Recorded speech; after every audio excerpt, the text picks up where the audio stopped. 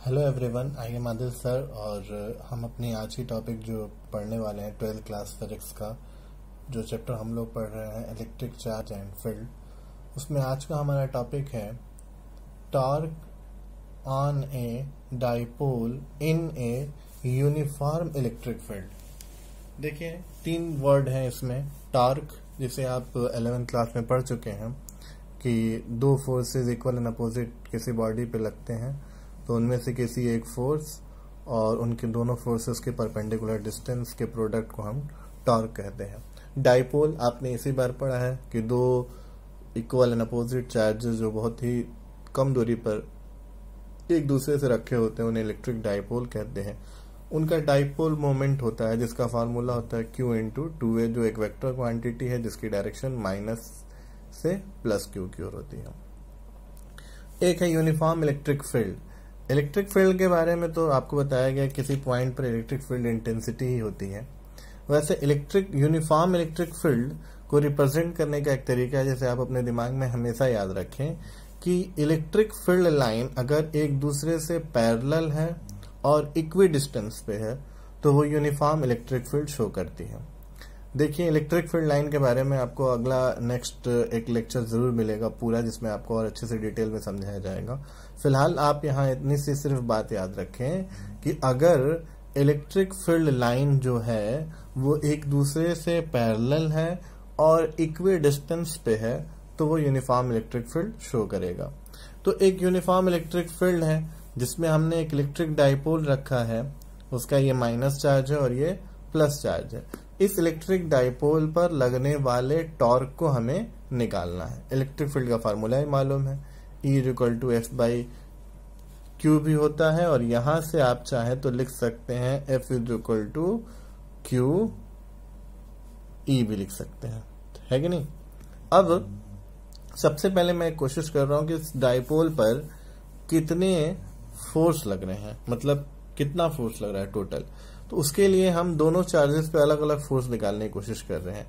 एक है plus Q। तो देखिए, इस फार्मूले से अगर आप फोर्स का हमने कहा कि एक और फार्मूला हो सकता है। फोर्स का दो चार्जेस के बीच लगने वाले फोर्स का फार्मूला है ही। एक यहाँ है कि अगर इलेक्ट्रिक फील्ड पता हो और चार्ज रखा हो उस इलेक्ट्रिक फील्ड में तो फोर्स का फार्मूला हो जाएगा QE, ठीक है। तो ये इस चार्ज पे जो फोर्स लगेगा उसकी जो वैल्यू होगी वो QE होगी। फोर्स एक वेक्टर क्वांटिटी है तो उसका डायरेक्शन भी सोचना पड़ेगा। तो इस QE का जो डायरेक्शन है वो इलेक्ट्रिक फील्ड के डायरेक्शन में होगा। पॉजिटिव चार्ज हमेशा इलेक्ट्रिक फील्ड के डायरेक्शन में भागता है, याद रखिएगा आप हमेशा, ठीक है।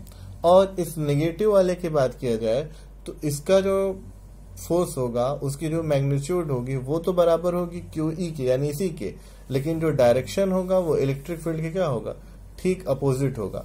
अब देखिए, आपको देखने में तो दरअसल ये बहुत दूर दूर लग रहा है, लेकिन हमने पहले बोला था कि बहुत नजदीक होते हैं। हमने बताया तो था NaCl, HCl ये सब डाइपोल बनाते हैं तो उनकी दूरी कितनी होगी, बहुत कम। तो इसे आप एक ही समझिए, तो एक ही ऑब्जेक्ट पर इधर फोर्स लग रहा है राइट साइड में QE और लेफ्ट साइड में लग रहा है आपको माइनस QE। दोनों बराबर हैं, बस एक दूसरे के इक्वल एंड अपोजिट हैं। तो आप ही बताइए कि नेट फोर्स क्या होगा, 0। तो अगर किसी डाइपोल को आपने किसी यूनिफॉर्म इलेक्ट्रिक फील्ड में रखा है तो उस पर लगने वाला नेट फोर्स क्या होगा, 0। पर हमारा टॉपिक नेट फोर्स निकालना नहीं था, वो तो बीच में था तो हमने निकाला। हमारा टॉपिक है निकालना क्या, टॉर्क। और उसके लिए हम क्या करेंगे कि टॉर्क का एक फार्मूला हमें याद है।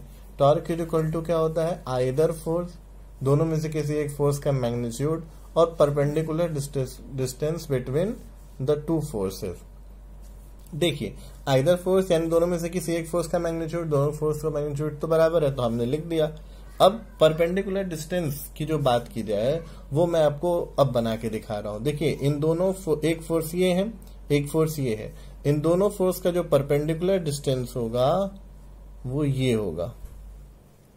अब ये निकलेगा किस तरह से, ये रहा, ये इन दोनों फोर्स के बीच का क्या है, परपेंडिकुलर डिस्टेंस। मैं इसे कोई नाम तो नहीं दे रहा, बस ऐसे ही आपको दिख ही रहा है, ये परपेंडिकुलर डिस्टेंस है। अब अगर मैं मान लूं कि ये जो डाइपोल है वो थीटा एंगल बना रहा था इलेक्ट्रिक फील्ड से, कितना बना रहा था, क्योंकि डाइपोल का डायरेक्शन ऐसे और इलेक्ट्रिक फील्ड का डायरेक्शन ये, तो एंगल थीटा। तो अगर थीटा डायरेक्शन बता रहा था तो ये एक ट्रायंगल बना और इस ट्रायंगल में अगर आप इसकी ये जो परपेंडिकुलर है इसकी अगर आप दूरी देखना चाहोगे तो आप लगाओगे तो आपको मिलेगा 2a साइन थीटा।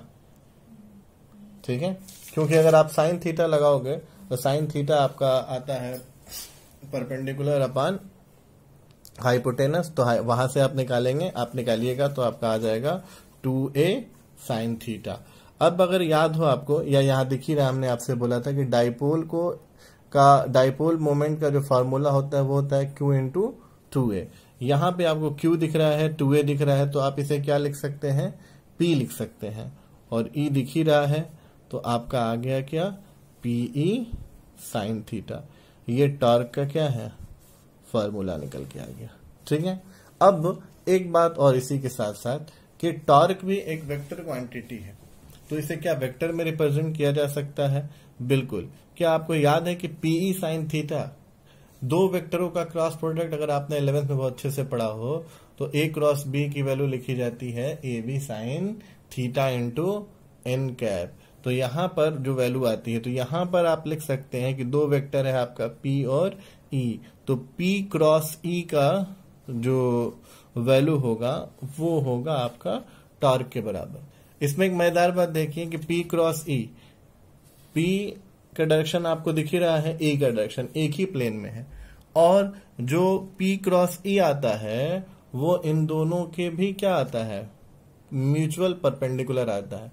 यानी जो टॉर्क का डायरेक्शन होगा इस पर, वो डायरेक्शन क्या होगा, ऊपर की ओर, या तो ऊपर की ओर या नीचे। आप P क्रॉस E करके लगाएंगे तो आपको पता चलेगा कि नीचे की ओर। ठीक है, क्रॉस प्रोडक्ट से अगर आप हाथ लाके देखेंगे तो ये डायरेक्शन हो जाएगी। अब देखें ये दोनों के परपेंडिकुलर है, P के भी परपेंडिकुलर है और E के भी, इलेक्ट्रिक फील्ड के भी परपेंडिकुलर है। तो टॉर्क का जो डायरेक्शन होगा वो P और E दोनों के क्या होगा, म्यूचुअली परपेंडिकुलर होगा।